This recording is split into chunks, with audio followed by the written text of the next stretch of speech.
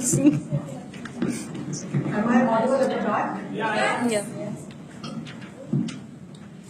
Respected dignitaries, fellow Toastmasters, and my dear evaluators, a very good afternoon to all of you. Good afternoon. How many of you are teachers here by profession? Only two. How many of you remember your teachers very fondly? All of us are taught by great teachers. But can you just describe in 2 or 3 adjectives? How do you remember them?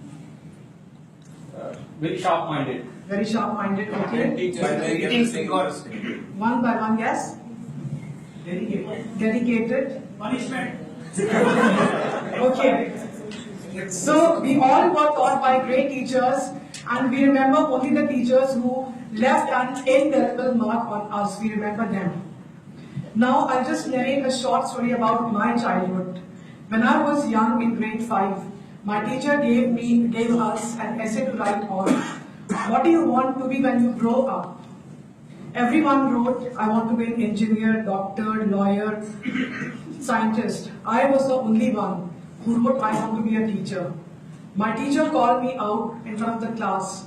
She said, Mumtaj, why do you want to be a teacher?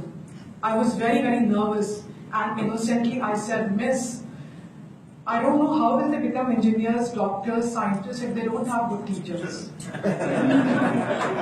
My teacher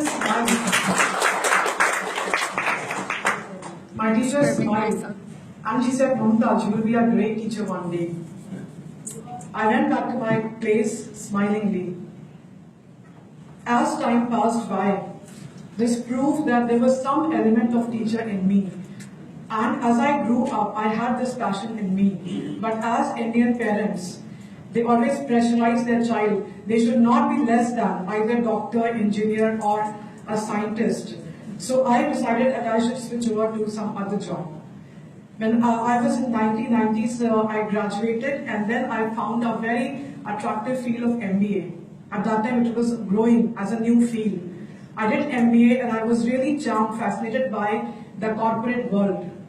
I decided to do that, and then a lot of jobs were awaiting me. And I got many lucrative job offers in the financial hub of India, Mumbai. But destiny had something else in store for me. I got married, and I was blessed with a son. I was very, very happy to have him, but the same day, the doctor broke the news that he was suffering from an incurable eye disease, glaucoma, and very soon he would lose his sight and his world would turn into darkness. I was devastated. All my hopes were shattered. I did not know how will I look up to him, what will he do in his life. The only thing that came to my mind was educate him. But how? How will I educate him? I started exploring different people's lives who, despite the predicament, have reached great heights and they have inspired. I'm sure you are aware of this great person. Anyone? Yes, she was none other than Helen Keller, the girl who could not speak, hear, or see anything. Her life was totally meaningless till the age of 5. There was no direction in her life till an incredible visionary, a great teacher, Anne Sullivan, entered her life and she transformed her altogether. She was able to read and write, and she graduated from Radcliffe College. Yes, I got it. I have to be a teacher. I have to leave all my career prospectus, everything. I have to be a teacher. So then my journey started to be a teacher when my son started going to school. Many people suggested that I could put him in a blind school. It was easy for me and for him to cope. But I chose the difficult path, not because I wanted to prove to someone, but because I knew he has to face the real world with sighted people. He will face challenges, so why not start the journey from the very beginning?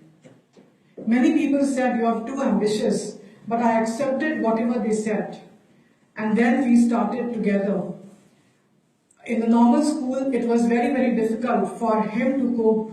But through trial and error, we both worked and he was able to pass with flying colors. Then he said he wanted to be an engineer. I let him feel free whatever he wanted because I was his support. And I said, yes, you will be an engineer one day. And 3 years back, mashallah, he became an engineer. Wow.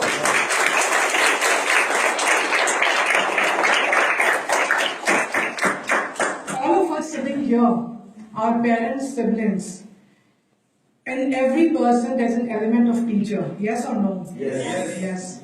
It is our responsibility in our own way that we need to guide, mentor our children. We have to open the whole avenue for them to see what is right, what is wrong. They should explore the world on their own. We can only give them the guiding light. They are going to be self-reliant and independent. Believe me, as the saying goes, give a man a fish, he will eat for a day. But teach him how to fish, he will eat it for a lifetime. Wow.